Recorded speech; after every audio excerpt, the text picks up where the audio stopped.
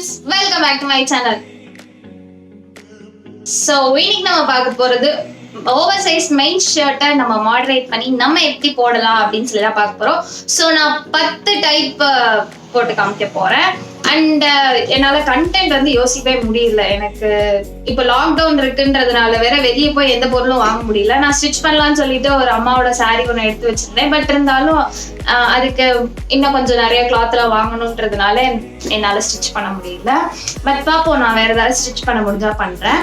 And இந்த content நான் எப்படி பிடிச்சேன் அப்படின்னு சொல்லி பார்த்தோம்னா, ஆல்ரெடி இதுக்கு முன்னாடி நான் வந்து ஸ்டோல் நிறைய டைப் பண்ற மாதிரியும் சாரி நிறைய டைப் பண்ற மாதிரியும் நான் போட்டிருந்தேன் வீடியோ. ஸோ அதுல இருந்து தழுவி வந்ததுதான் இந்த ஷர்ட்ல வித்தியாசமா பண்ற மாடரேட் பண்ணி பண்ண போற வீடியோ. ஸோ அதுக்கு முன்னாடி நான் 2 வீக்ஸா வந்துட்டு வீடியோ போஸ்டே பண்ணல. ஏன் அப்படின்னு சொல்லி பார்த்தோம்னா, அதை இப்போ என்னால் சொல்ல முடியாது. கண்டிப்பா நெக்ஸ்ட் வர வீடியோஸ்ல நான் சொல்ல ட்ரை பண்றேன்.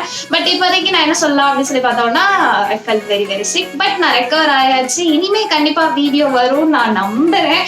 பார்ப்போம். நான் வந்து அஷூரன்ஸ் கொடுக்க விரும்பல. ஏன்னா அதுக்கு முன்னாடி நான் அப்படிதான் ஒரு தடவை இல்ல கண்டிப்பா நான் வீடியோ போடுவேன்னு சொன்னேன். பட் சிக்கானனால என்னால வீடியோ போட முடியல. ஸோ நான் அஷூரன்ஸ் கொடுக்கல. பட் நான் கண்டிப்பா வீடியோ போடுவேன். அண்ட் இப்போ வீடியோக்குள்ள போயிடலாம். without further ado, here we go.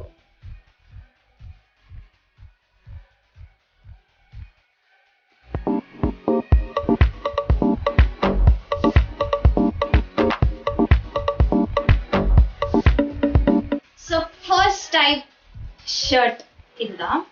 So நான் ஒன் சைட் ஷோல்டர் அந்த மாதிரி போடலான்னு நினச்சிருக்கேன். So 3rd or 4th button எடுத்து நான் ஃபஸ்ட் இதில் ஜாயின் பண்ணிவிட்டு மிச்சம் எண்ட் அப்படியே ஃபுல்லாத்தையும் பட்டன் பண்ணிக்கிறேன். அடுத்த கையையும் நான் வந்து பட்டன் பண்ணிக்கிறேன். So one side of shoulders அப்படிங்கிறதுனால ஒரு சைடு மட்டும் இறக்கி விட்டு மிச்சத்தை டக்கின் பண்ணிக்கிறேன் நான். ஸோ நான் வந்து இதுக்குள்ளே டிஷர்ட் போட்டிருக்கேன். நீங்கள் போடணுன்னா போட்டுக்கலாம். நான் எல்லாத்துலேயும் டிஷர்ட் போட்டிருப்பேன். ஏன்னா வீடியோ அப்படிங்கிறதுனால.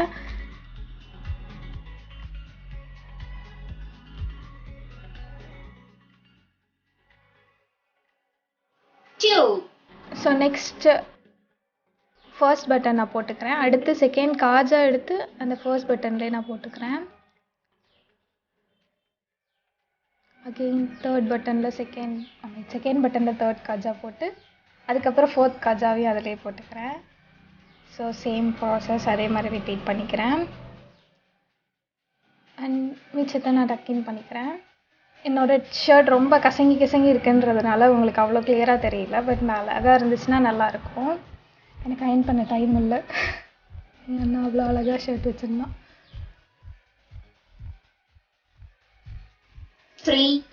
ஸோ நெக்ஸ்ட்டு ஷர்ட் இது வந்து ஃபுல்லாக ஆஃப் ஷோல்டர்ஸ் தான். ஸோ அதனால் ஃபர்ஸ்ட் நான் வந்துட்டு என்னோடய கையில் பட்டனை நான் போட்டுக்கிறேன். எல்லாத்தையும் இறக்கி விட்டுட்டு எந்த இடத்துல வருதோ அந்த பட்டன் நான் போட்டுக்கிறேன். உங்களுக்கு எங்கே கரெக்டாக இருக்கோ அப்படி பட்டன் போட்டுக்கோங்க. அண்ட் கீழே ஒரு சும்மா ஒரு நாட் போட்டு இது ஒரு லுக்.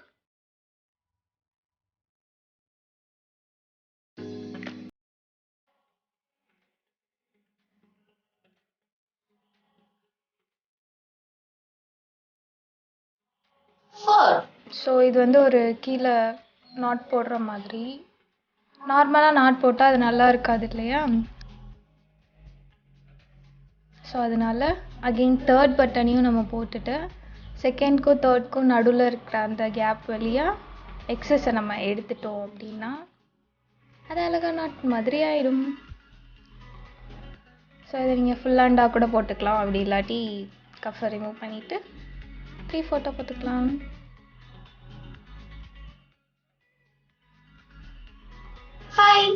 ஸோ நெக்ஸ்ட்டு நம்ம ஜீனில் டக்கின் பண்ணுற மாதிரி இல்லாமல் நார்மலாக அழகாக டக்கின் பண்ண மாதிரி இருக்கிறதுக்கு ஒரு 2 ரப்பர் பேண்ட் எடுத்துக்கலாம்.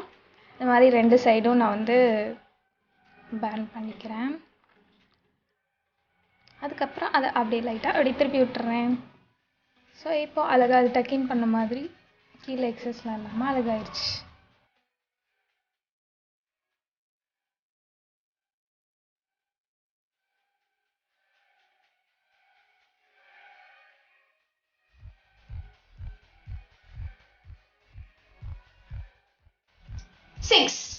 ஸோ நெக்ஸ்ட் இது கொஞ்சம் ரொம்ப ட்ரிக்கியாக இருக்கும். ஸோ நான் ஒன் சைடாக எடுத்துக்கிறேன் கீழேருந்து. அடுத்து அங்கே எங்கே வருதோ அந்த இடத்துல நான் பட்டன் பண்ணிக்கிறேன்.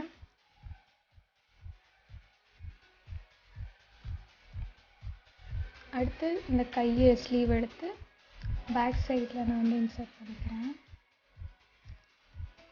எக்ஸஸை டக்கின் பண்ணிக்கிறேன். ஸோ நான் இதில் காலரை வந்து உள்ளே திருப்பி விடலை. வேணும்னா நீங்கள் வந்து உள்ளே திருப்பி விட்டுக்கோங்க. ஸோ காலரே இல்லாத மாதிரி ஆயிரும். அழகா ஒரு பேக் சைடில் உங்களுக்கு ஒரு சும்மா எம்டியாக ஒரு கிளாத் இருக்க மாதிரி தான் இருக்கும். 7. ஸோ நெக்ஸ்ட் அகெயின் கீழே வந்துட்டு நாட் போடுறது தான். அதுக்கு வந்து வெறும் ரப்பர் பேண்ட் எடுத்து இந்த மாதிரி நாட் போட்டுக்கலாம்.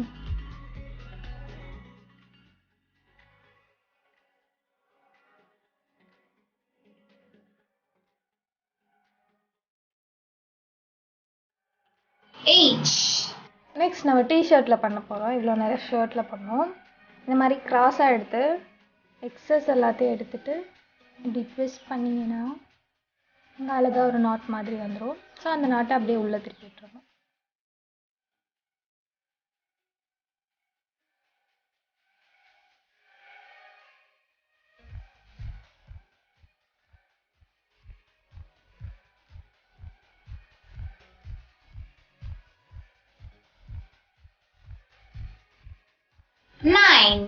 ஸோ இதில் வந்து பேக் நாட் போட போகிறேன். ஃப்ரண்ட்டில் வந்து அழகாக ஷேவியாக தெரிகிற மாதிரி, பேக்கில் வந்து நாட் இருக்க மாதிரி.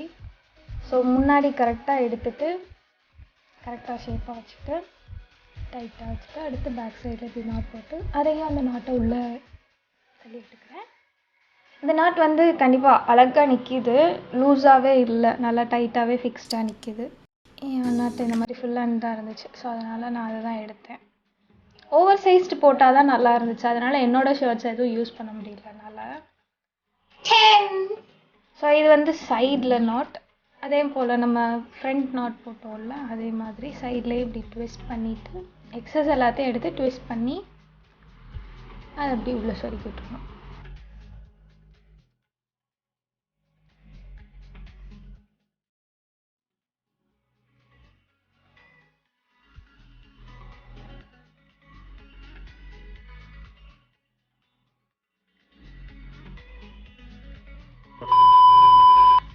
ஸோ ஃப்ரெண்ட்ஸ், உங்களுக்கு இந்த வீடியோ பிடிச்சிருக்குன்னு நினைக்கிறேன். இதுதான் என்னோட அஃபிஷியல் இன்ஸ்டாகிராம் ஐடி. என்னோட டிசைனிங்ஸ் எல்லாத்தையும் இதை தான் போஸ்ட் பண்ணுவேன். ஃபாலோ பண்ணா கண்டிப்பாக ஃபாலோ பண்ணிக்கலாம். ஸோ இந்த வீடியோ உங்களுக்கு பிடிச்சிருந்தா லைக் பண்ணுங்க, ஷேர் பண்ணுங்க, சப்ஸ்கிரைப் பண்ணுங்க, பக்கத்தில் இருக்க பெல் ஐக்கான நமக்கு மறந்துடாதீங்க. அப்போ நான் போடுற வீடியோஸ் உங்க நோட்டிஃபிகேஷன் சேரும். உங்களுக்கு ஏதாவது ஒப்பீனியன் இருந்தால் கண்டிப்பாக கமெண்ட் செக்ஷன் லீவ் பண்ணுங்க. நெக்ஸ்ட் வீடியோவில் பார்க்கலாம். Stay tune friends. பாய்.